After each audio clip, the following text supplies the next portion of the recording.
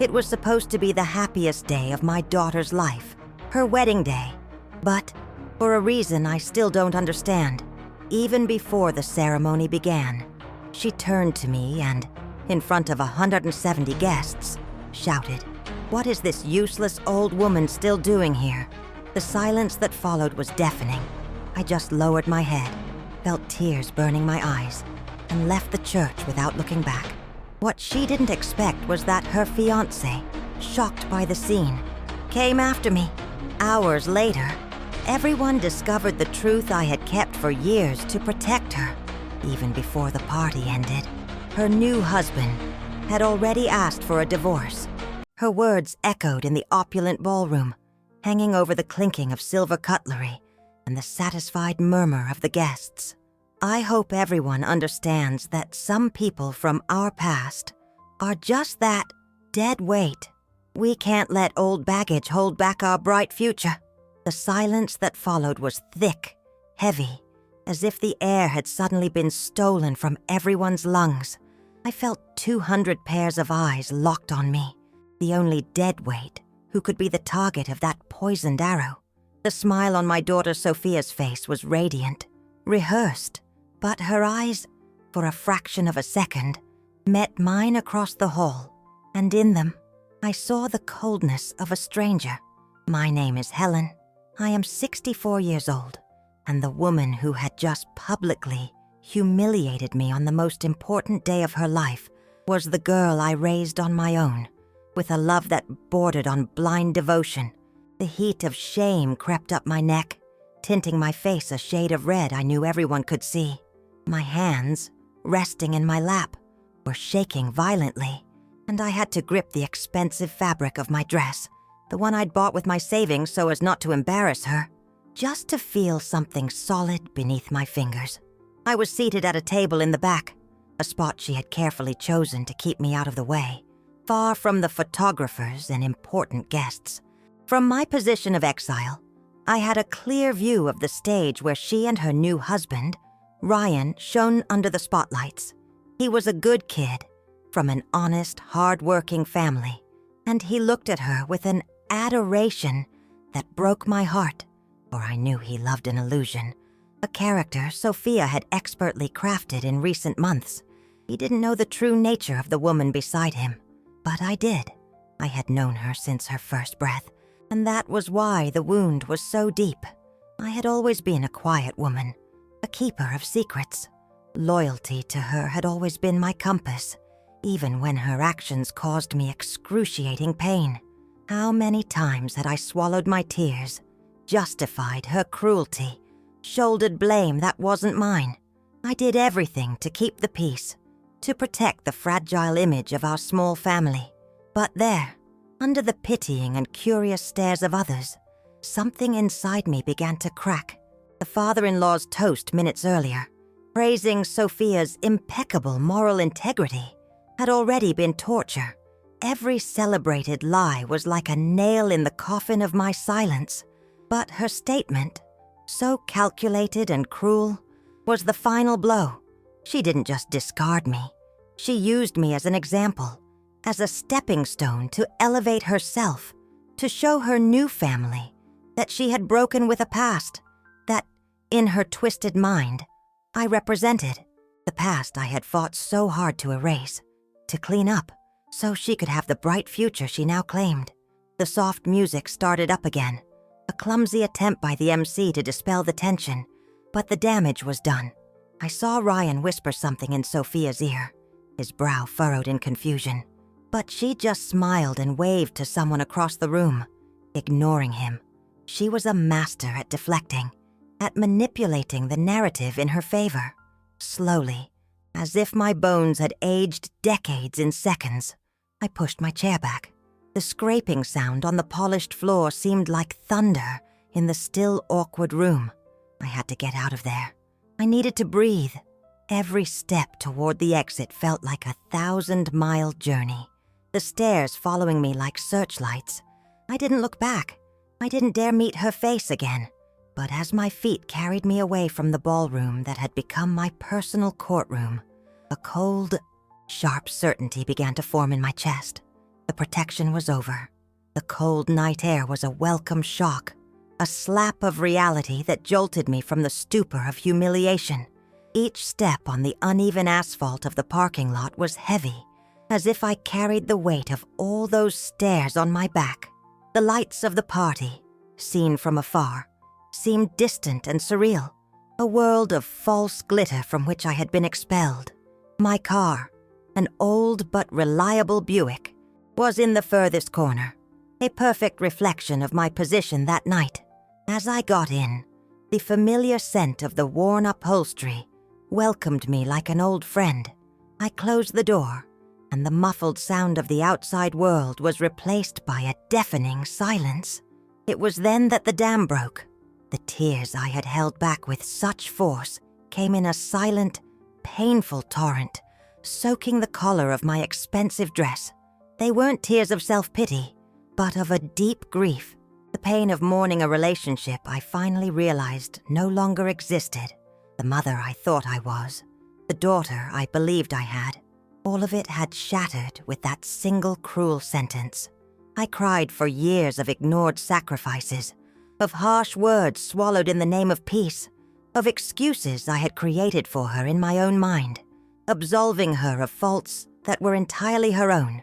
Sitting there in the dim light of the parking lot, my mind betrayed me, dredging up a memory from 15 years ago. Sophia, 17 years old, sitting at the kitchen table, her face pale and tear-stained, trembling with fear. She had gotten involved in something terrible, something that could have destroyed her future before it even began. I remember holding her cold hands and looking into her terrified eyes. "I'll fix this," I told her, with a conviction I didn't feel. "No one will ever know about this. I promise I will protect you." And I kept my promise. I used all my savings, called in favors from people I barely knew, moved heaven and earth to bury that secret, to ensure her name remained clean. At the time, I believed I was doing the right thing, the ultimate act of a mother's love. Now, the memory of that promise tasted like bitter poison. My protection hadn't saved her. It had crippled her. It had taught her that there were no consequences for her actions, that Mom would always be there to clean up her mess. The cruel woman who humiliated me in the ballroom wasn't born tonight. I had created her, piece by piece, with every lie I covered, with every mistake I forgave, without demanding repentance. My crying subsided, replaced by a cold, frightening clarity. I could no longer be her accomplice. True love, the love that heals, sometimes has to be tough. It has to allow the person you love to fall, so they can learn to get up. My hands, still trembling, searched for my phone in my small clutch. My fingers slid across the cold screen, scrolling past the names of friends and family, until they found one I hadn't dialed in over a decade. Miller, the name of the private investigator, a discreet and efficient man who had helped me handle Sophia's mess. I hesitated for a moment. Making that call would be crossing a point of no return. It would be like detonating a bomb in the center of the life I had helped build for her.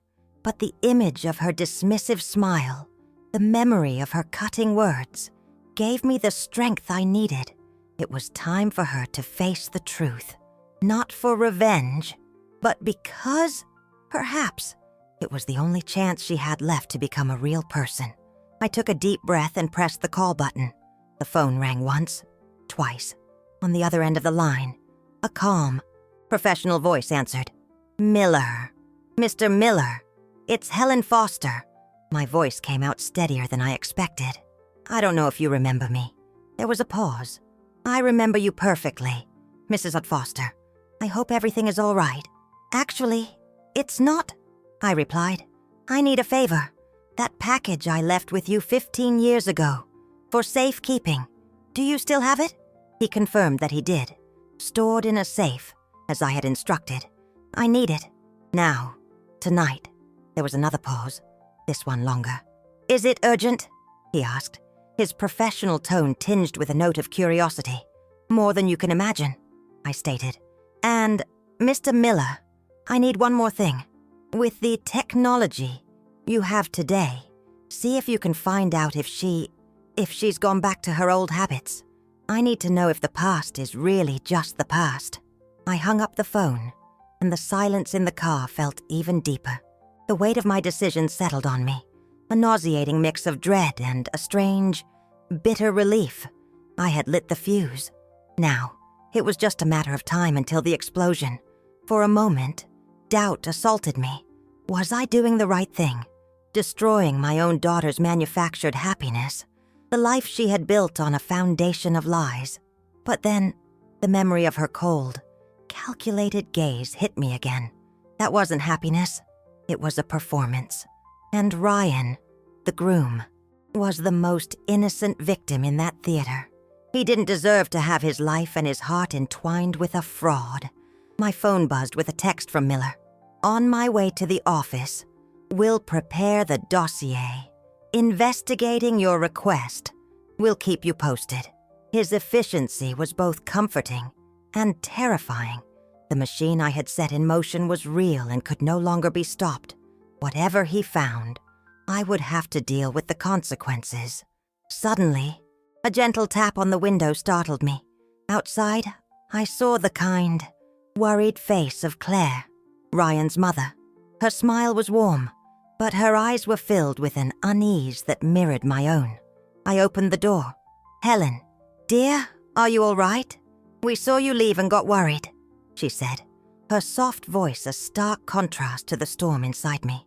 "I just needed some air," I lied, the excuse sounding weak even to my own ears. "Of course, these events are always exhausting," she replied, though I knew she had heard Sophia's comment. The compassion in her eyes was almost unbearable.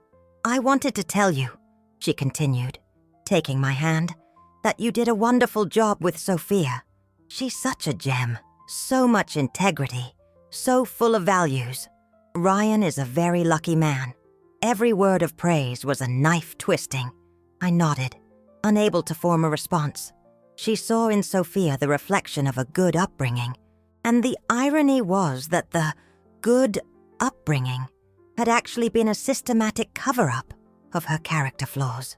"She told us about the hardships you went through," Claire said, her voice thick with emotion. "How you sacrificed to give her the best education. She's so proud of you, even if she doesn't show it much. She's a bit reserved with her feelings, isn't she? Reserved. That was the word Sophia used to describe her coldness, and they believed it. They bought the whole story, the whole character. Guilt gnawed at me. I was standing here, accepting praise from a good, honest woman, knowing that in a few hours her world would be turned upside down because of me. But what else could I do? Let her son live a lie?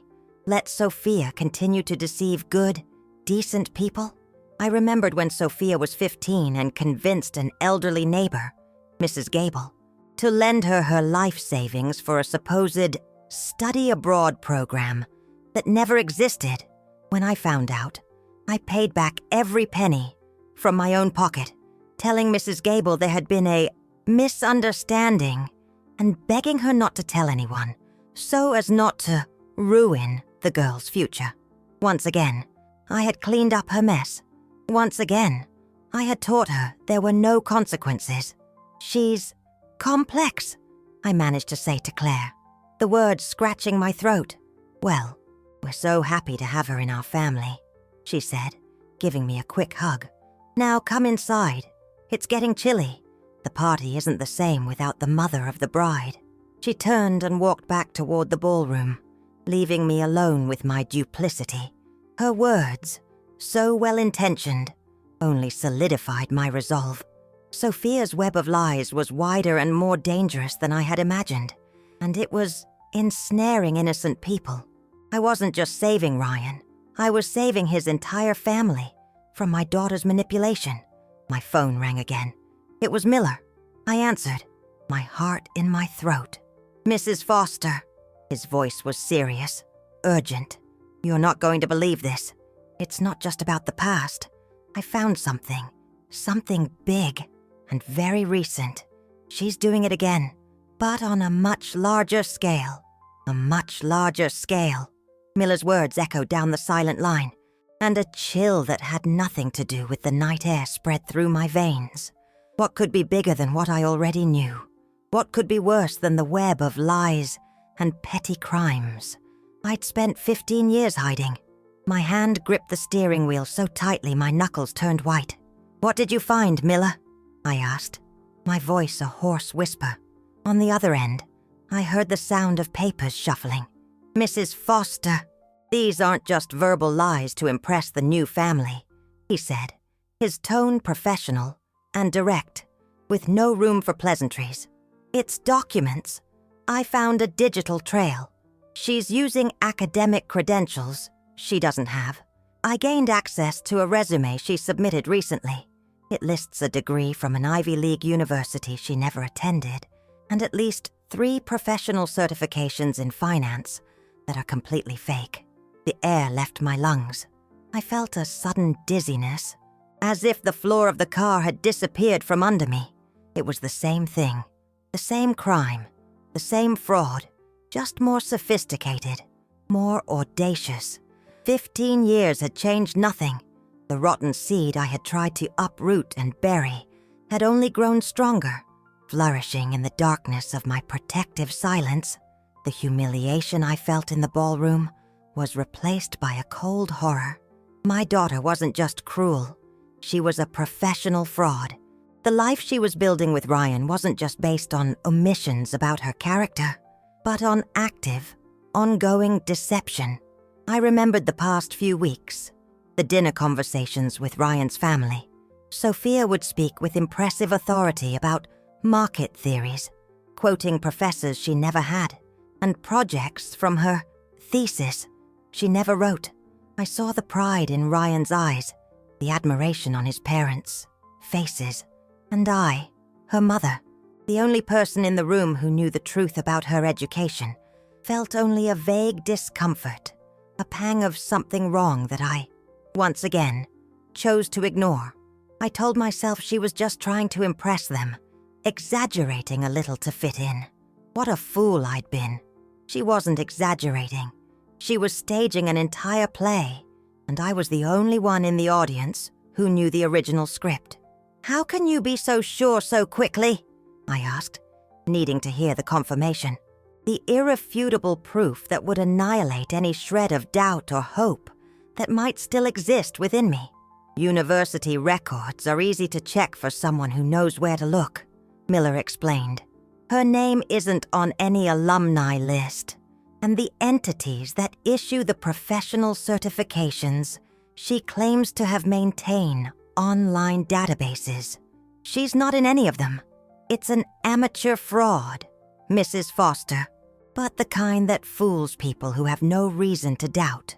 Good people like Ryan and his family, people who believe in the goodness of others because that's what they offer the world themselves."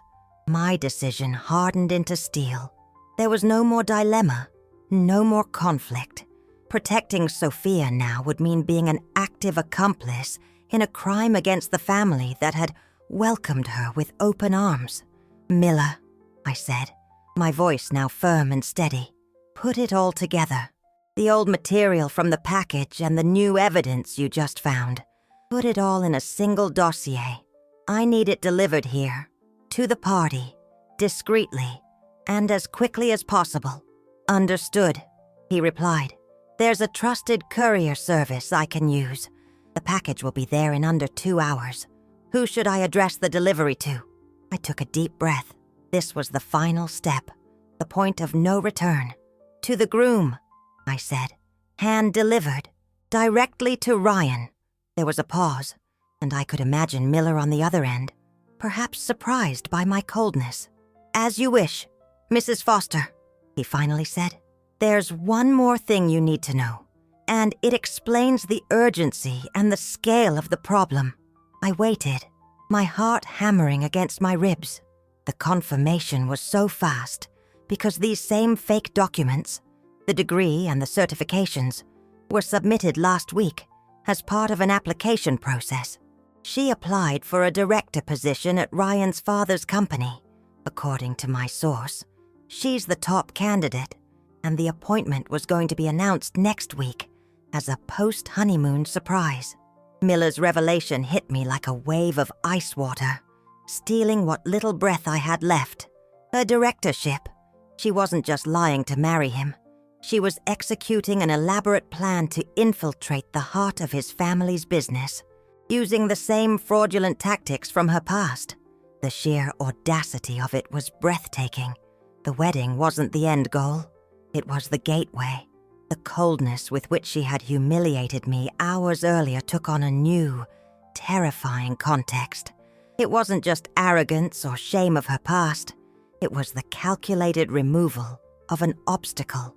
I, with my knowledge of her true history, was the loose end, the one person who could, with a single word, expose her entire house of cards. By calling me deadweight, she wasn't just being cruel. She was preemptively discrediting me, painting me as a senile, resentful figure whose testimony, should it ever surface, would be worthless. It was a power play, and for a brief moment, I had been its victim. Now, I would become its consequence. "Deliver the package, Miller," I said, my voice low and heavy with a gravity I had never possessed before. "As soon as possible." I hung up and leaned my head against the cool glass of the window. Inside the ballroom, the party raged on. The music pulsed, the colored lights danced, and my daughter, my only child, was probably at the center of it all, smiling, accepting hugs, enchanting everyone with her manufactured charm. She was at the peak of her triumph, completely oblivious to the storm that I, her mother, was about to bring down on her head. An unwanted flashback invaded my mind. Sophia, 12 years old, coming home from school in tears. A group of girls had excluded her from a birthday party. I remember holding her, feeling her small, trembling body against mine, and the helpless rage I felt toward those cruel children. I told her that day, "Don't you worry, my love. One day, you'll be so important that they'll all wish they had been your friends." What a cruel irony.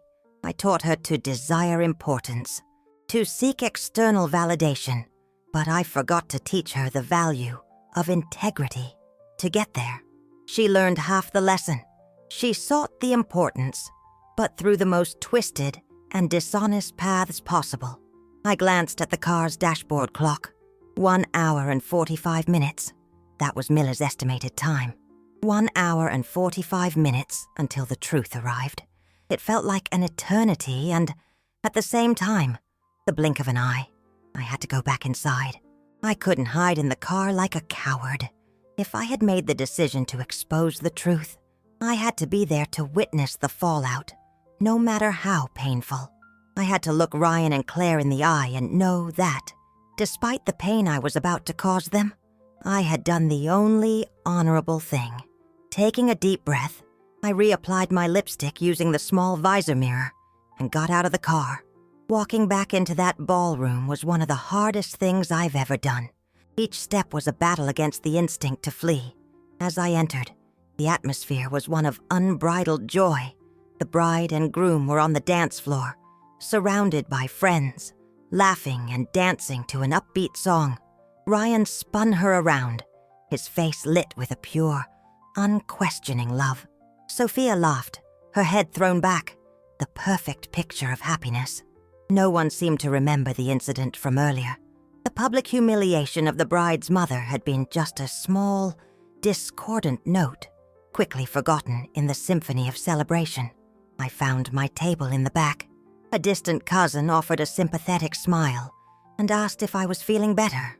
I just nodded, unable to speak. My eyes were fixed on the main entrance, waiting.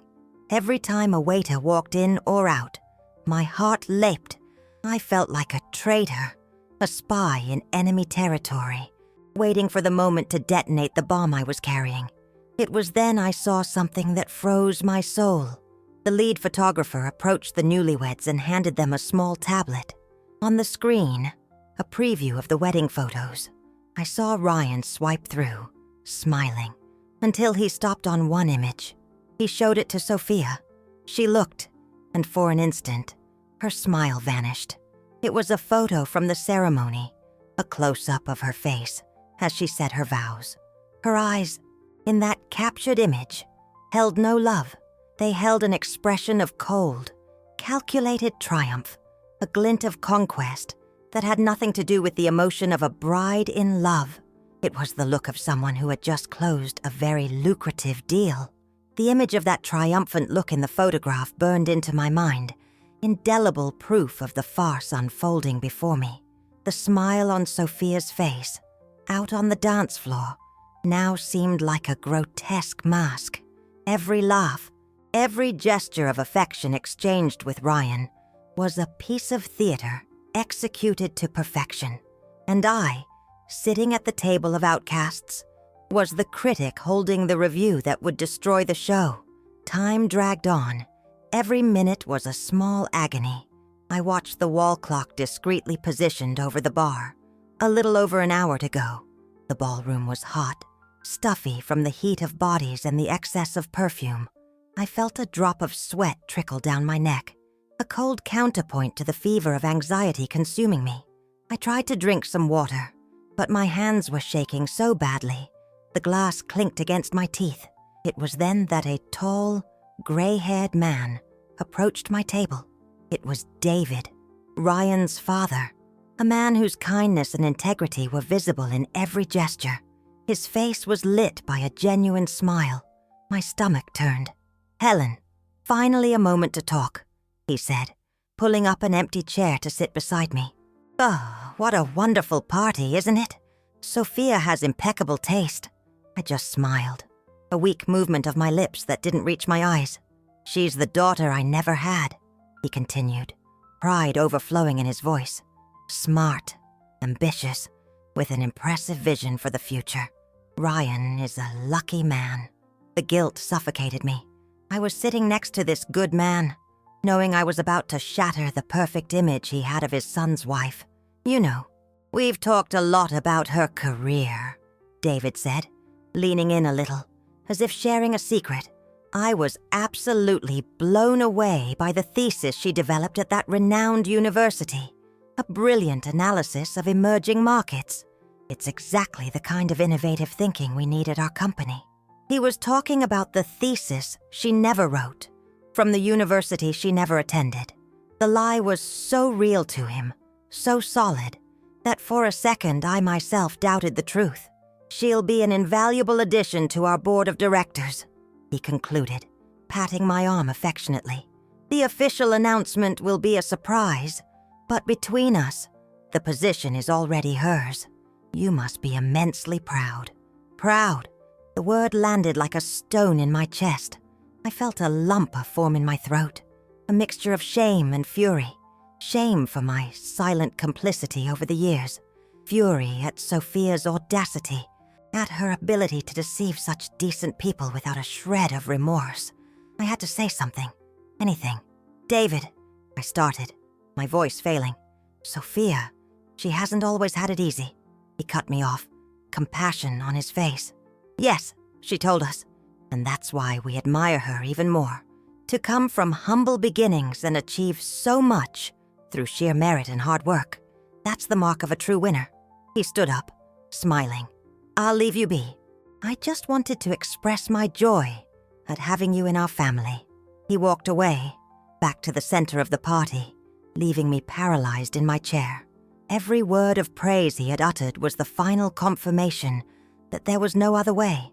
Time was running out, my eyes fixed again on the entrance, my heart hammering in a frantic rhythm. That's when I saw him, a young man, dressed in the discreet uniform of a courier company, holding a manila envelope. He paused at the entrance, his eyes scanning the room, searching for a face. Ryan's face. My heart stopped. The world seemed to shrink, the noise of the party turning into a distant hum, and my entire universe was reduced to that man standing in the doorway, holding my daughter's fate in a manila envelope. He was the materialization of my decision, an anonymous angel of retribution. I had summoned myself. I watched, frozen. As he spoke briefly with one of the event planners, who pointed in the general direction of the head table.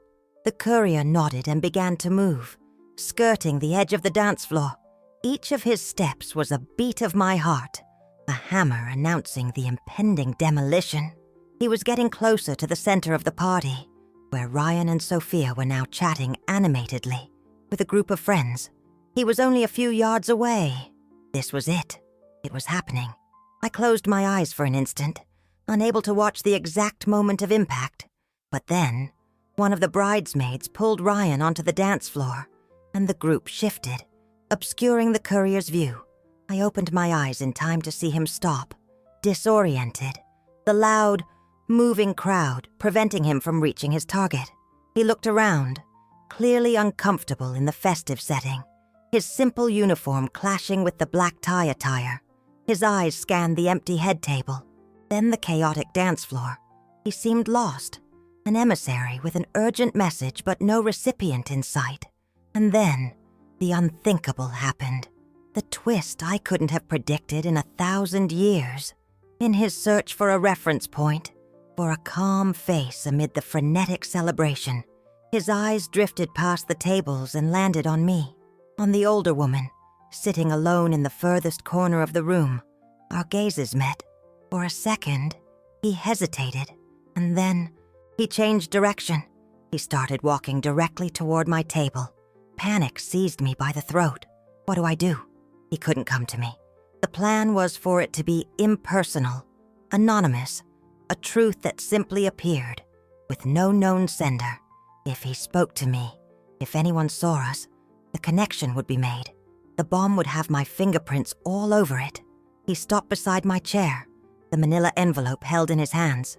"Excuse me, ma'am," he said politely, his low voice nearly inaudible over the music. "Sorry to bother you. I'm looking for a Mr. Ryan, the groom. I was told this is urgent, but I can't get to him." He looked at me with pleading eyes, a young man just doing his job. The envelope was right there, within my reach.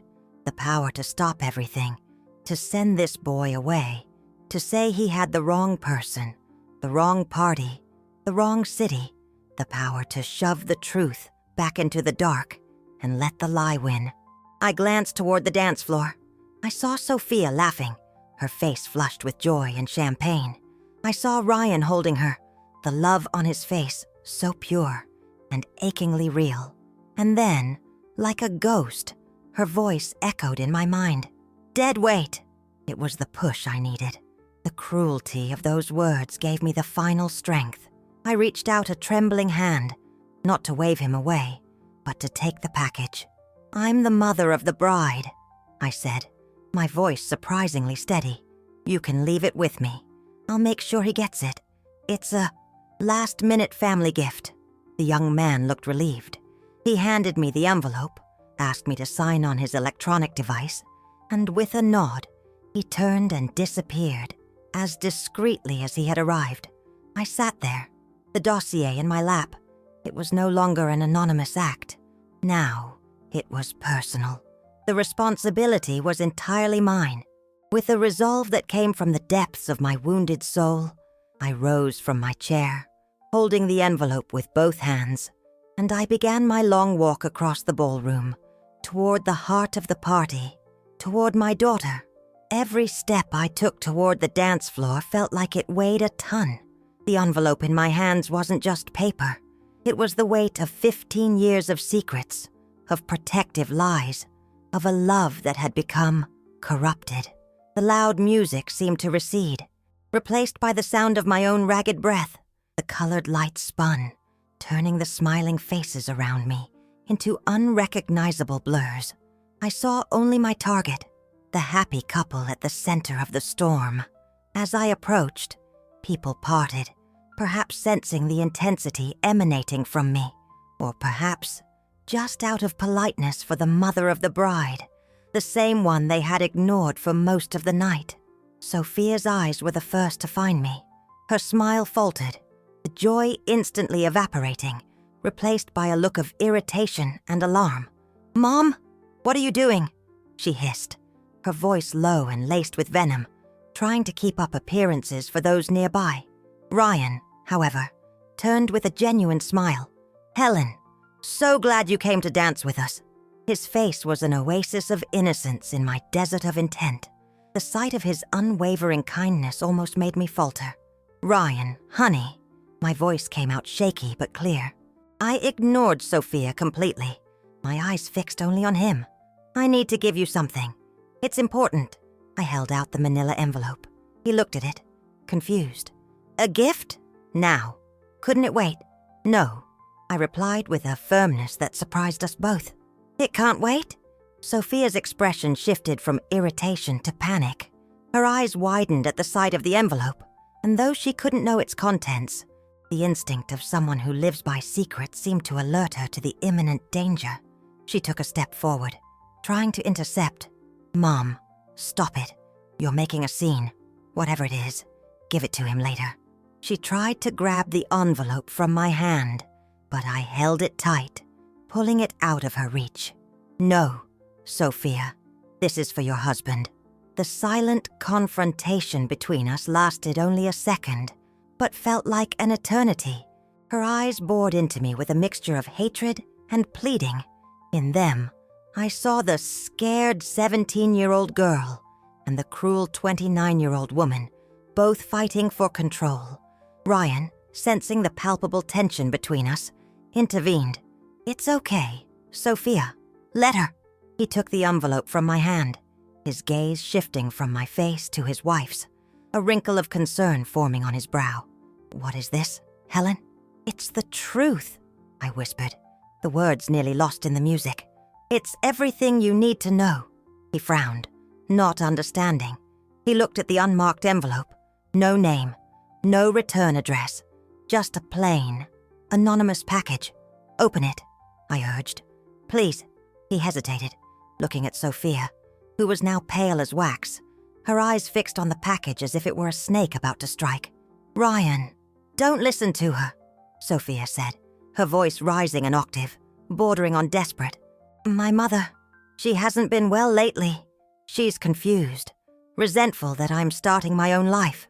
The attempt to discredit me again, the same tactic as before, but now it sounded weak, desperate.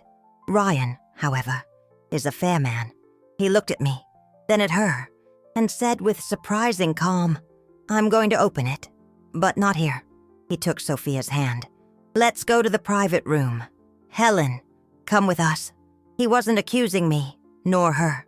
He was just seeking the clarity the situation demanded. As he led us away from the dance floor, toward a small side room used by the planners, I felt the stares of dozens of curious guests following us. The party music still played, but a new melody, one of suspicion, was beginning to layer over it. We entered the room and the door closed, muffling the sound of celebration and enveloping us in a tense, crushing silence. The moment of truth had arrived. The room was small and functional, with a table, a few chairs, and boxes of supplies stacked against the wall. The fluorescent light from the ceiling was harsh and unforgiving, stripping us of the party's glamour and exposing the raw reality of the situation.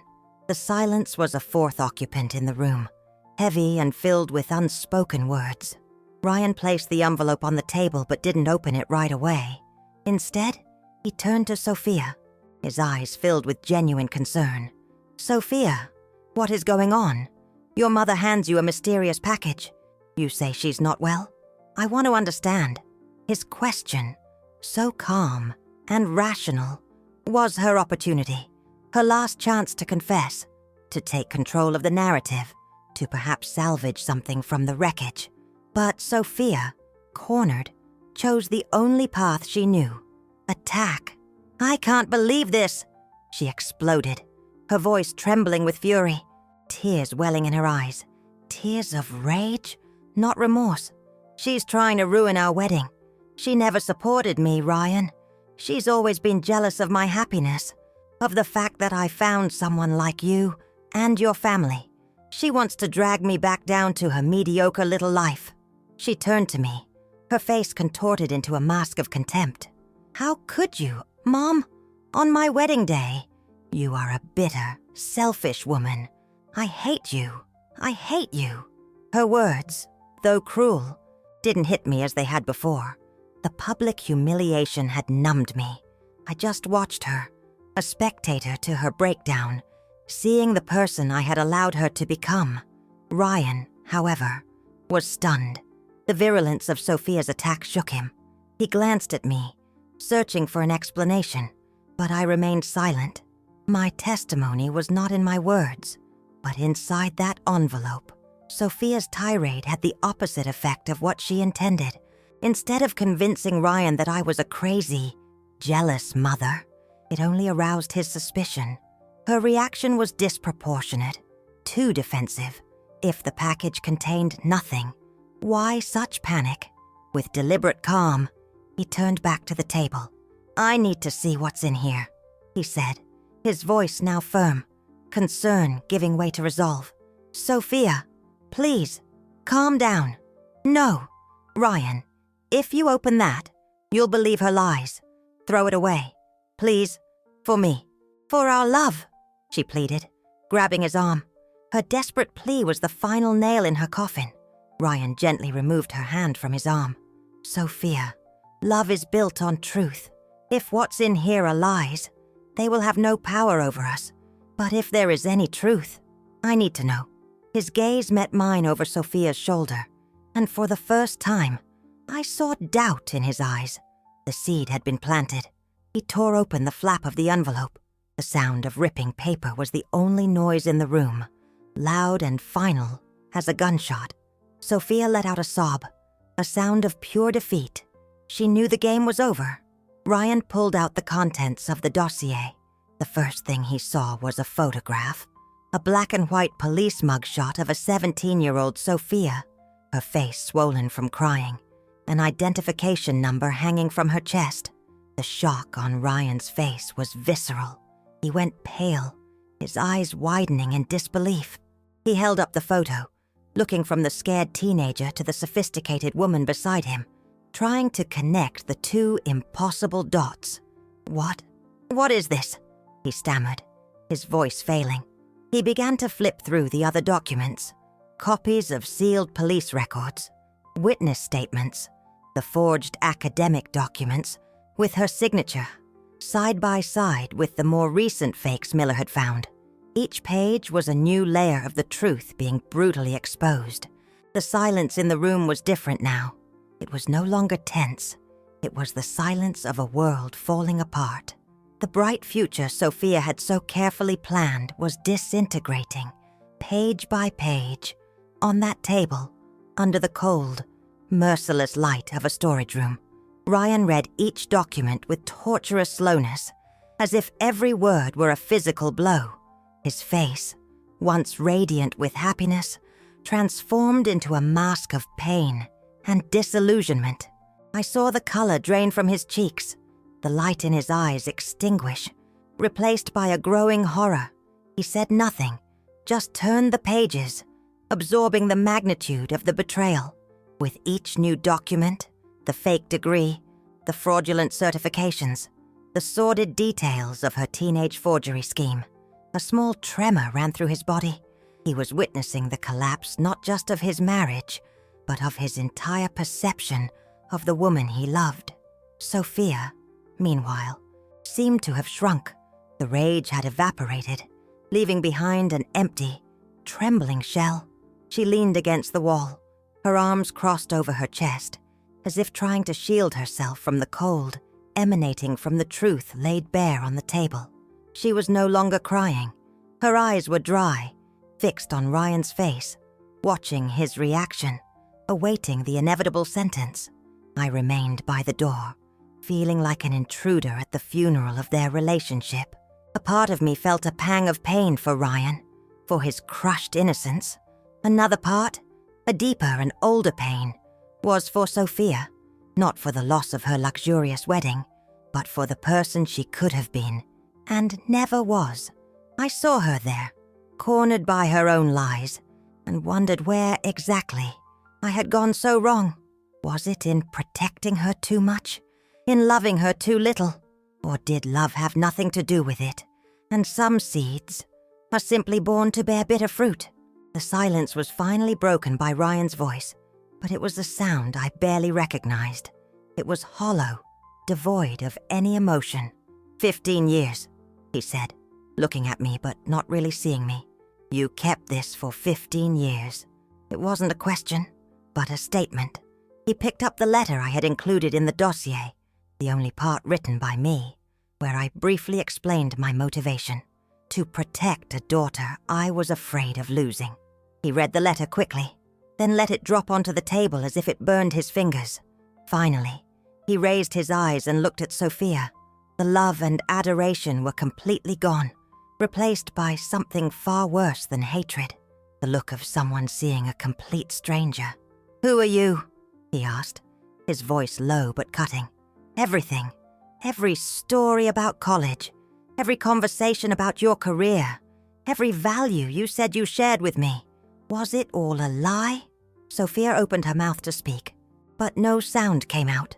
She just nodded, an almost imperceptible movement. It was the first time in a long while I had seen her be honest, even if only through a gesture. The silent confession seemed to break something inside Ryan. He ran his hands through his hair, turning his back to both of us, his body tense with a pain I could barely imagine. "My father's company," he said, his voice muffled. "You were going to do the same thing to my family. Use fake degrees. Lie to get a position. You were going to con us. To steal from us. I love you, Ryan," Sophia whispered, the words sounding desperate and pathetic in the silent room. Ryan let out a short, bitter laugh, a terrible sound. "You don't know what love is," he said, turning to face her again. And now there were tears in his eyes, tears of anger and betrayal. Love doesn't lie. Love doesn't deceive. Love doesn't build a future on a graveyard of fraud. He took a deep, steadying breath. He walked to the door, passing me as if I weren't there. His hand on the doorknob, he paused. "The wedding is over. Sophia, I can't build my life with a liar." He opened the door and walked out, leaving us alone in the devastating silence. The door clicked shut, and from outside, the party music seemed to roar back to life, a cruel and indifferent soundtrack to the end of everything. Sophia slid down the wall to the floor, finally collapsing into a racking, soundless sob, her body shaking with the force of a pain that, for the first time, was entirely real and entirely deserved. The sound of Sophia's silent crying filled the small room, a broken lament that echoed the fracture of her life. I watched her, crumpled on the floor in her pristine white wedding gown, an image of purity, in total contradiction to the filth that had been exposed. For a long moment, I didn't move. I stood by the door, feeling the distant thrum of the party on the other side. There was no triumph in me, no sense of victory or revenge. There was only a vast, tired emptiness, the exhaustion of someone who has carried a heavy burden for too long and finally set it down, only to find their shoulders still ache. Slowly, I walked over to her and crouched down, my knees cracking in protest. The expensive dress I'd bought for the occasion crumpled on the dirty floor, but I didn't care. I reached out and touched her shoulder. She flinched at my touch, like a wounded animal. "Don't touch me," she sobbed, her face buried in her hands. "You got what you wanted. You destroyed me." Her word, even in her pain, still carried the poison of blame. She still didn't understand. She still couldn't see that the destruction hadn't come from me, but from within herself. "I didn't destroy you, Sophia," I said, my voice soft but firm. "I stopped saving you. There's a big difference." She lifted her face, stained with mascara and tears, her eyes red and swollen with impotent fury. "Saving me? You call this saving me? You've humiliated me and yourself. Everyone out there must know by now. My life is over. Your life of lies is over," I corrected, my tone even. "The life you built by deceiving good people, by taking shortcuts, by running from consequences. That life, yes, is over. And you know what? Good riddance." The surprise on her face was plain. She had expected me to comfort her. to feel guilty, to try to fix things like I always had. But the mother who always cleaned up her messes was gone. In her place was a woman who had finally found the strength to love her daughter enough to let her face the truth. "You don't understand," she said, her voice a thread now, the anger giving way to genuine despair. "What am I going to do now? I've lost everything. Ryan, his family, everyone's respect. You lost things you never really had," I replied. "You had their admiration, not their respect. You had the engagement, not true love, because none of it was built on who you really are." I stood up, offering her my hand. She hesitated for a moment, then took it. I helped her to her feet. The wedding dress, once a symbol of her triumph, now looked like a sad, misplaced costume. "Your life isn't over." "Sophia," I continued, looking into her eyes, "but the person you pretended to be needs to die today, in this room, so that the person you can actually be has a chance to be born." She looked away, unable to hold my gaze. Outside, we heard a commotion. Raised voices, the sound of the music being abruptly cut off. The news, somehow, had spread.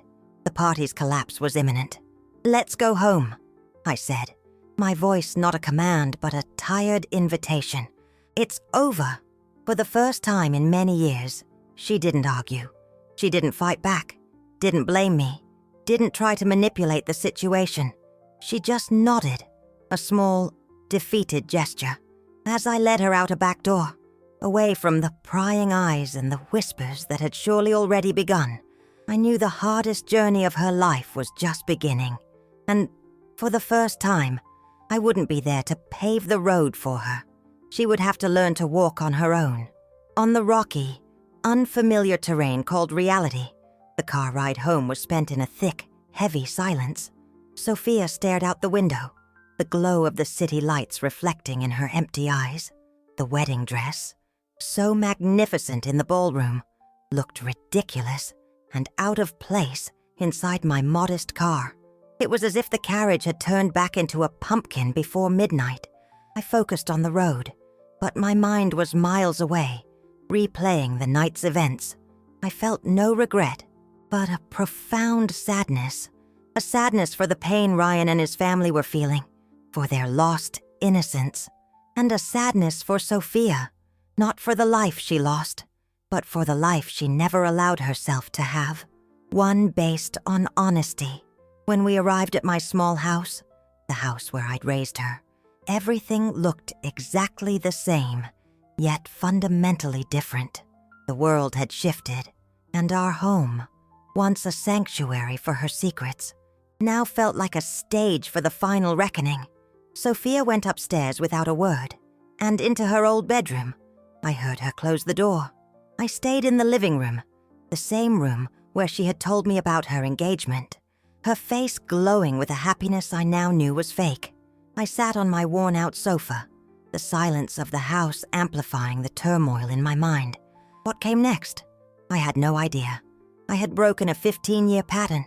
The future was a blank page, and that was both liberating and terrifying. Hours passed. The sun began to rise, painting the sky in shades of pink and orange, indifferent to the human drama that had unfolded during the night. I didn't sleep. I just waited. Around 8 in the morning, I heard her bedroom door open. Sophia came downstairs. She had taken off the wedding dress. She was wearing old sweatpants and a t-shirt, her hair pulled into a messy bun. Without the makeup and the gown, she looked younger, more vulnerable. She looked like the girl I knew, before ambition and dishonesty had hardened her. She stood before me, her face swollen from crying, but her eyes were strangely clear. There was a calmness about her I hadn't seen in years. "I've been up all night thinking," she said, her voice hoarse, thinking about everything. That picture. I remembered that day, the fear, and how you showed up and made it all go away. She paused, swallowing hard. "I never thanked you for that. I just came to expect you to do it again. And again, every time I got into trouble. I just knew you'd be there to get me out of it." It was the first time I'd heard her acknowledge her dependence on my cover-ups. It was a small step, but it felt like a giant leap. I kept lying because it worked, she confessed, her voice breaking. People believed me. I got what I wanted. And with every lie, it got easier to tell the next one, until I didn't even know who I really was anymore. She looked at me, and for the first time, I didn't see anger or accusation in her eyes. I saw a deep confusion, a genuine pain. When you handed me that envelope, she continued, my first thought was to hate you. But when Ryan looked at me, with those eyes, like I was a monster, I realized the monster wasn't you for telling the truth. It was me, for creating all the lies. Tears began to roll down her face again, but this time, they were different. They weren't tears of anger or self-pity. They were tears of a remorse that seemed, finally, real. I don't know how to fix this, Mom, she whispered, the word Mom sounding strange and new on her lips. I don't think it can be fixed. I stood up and walked over to her, and then, for the first time in many years, I hugged her. At first, her body was stiff, surprised by the gesture, but then, slowly, she melted into my arms and she wept, truly wept, the weeping of a lifetime of falsehoods crumbling away, leaving behind the empty ground where something new, perhaps, could begin to grow. That hug in the living room, in the first light of day, was not an absolution. It wasn't instant forgiveness or a magic solution to years of deceit. It was simply a truce, a recognition that, beneath the rubble of what we had been, we were still mother and daughter, and that, perhaps, from the brutal honesty of that ruin, something could be rebuilt. In the days that followed, a different kind of silence settled over our house. It wasn't the tense silence of unsaid secrets, but a quiet of reflection, of uncertainty. Sophia spent most of the time in her room. I didn't push her. I knew she needed to face the ghosts she had created, and that was a battle no one could fight for her. News of the canceled wedding and the scandal that caused it spread through town like wildfire. We were the main topic of gossip, the story whispered in coffee shops and grocery stores. I felt the stares of pity and curiosity when I left the house, but for the first time, they didn't affect me. I had nothing left to hide. About a week later, a letter arrived. It was from Ryan. My hands trembled as I opened it. The handwriting was elegant, but the words were simple and direct. He thanked me for the truth. He said the pain of betrayal was immense, but it was infinitely less than the pain of living a lie. He wished Sophia well in finding a path to redemption, but that path could no longer include him. The letter ended with a note for me. Helen, I am sorry for the pain my family and I unknowingly caused you. I realize now what a difficult position you were in. I hope you find peace. I kept the letter, a bittersweet reminder that honesty, though painful, was always the right path. That evening, I showed the letter to Sophia. She read it in silence, tears streaming down her face, without her making any effort to stop them. She said nothing, just folded the paper carefully and handed it back to me. The absence of an explosion of anger or self-pity was, in itself, a sign of growth. Sophia's turning point wasn't a dramatic event, but a series of small, difficult decisions. She started by cleaning her room, but in a way she never had before. Instead of just organizing things, she began to get rid of them. Designer clothes bought with money we didn't have, books on finance she never understood, mementos from a social life that was a sham.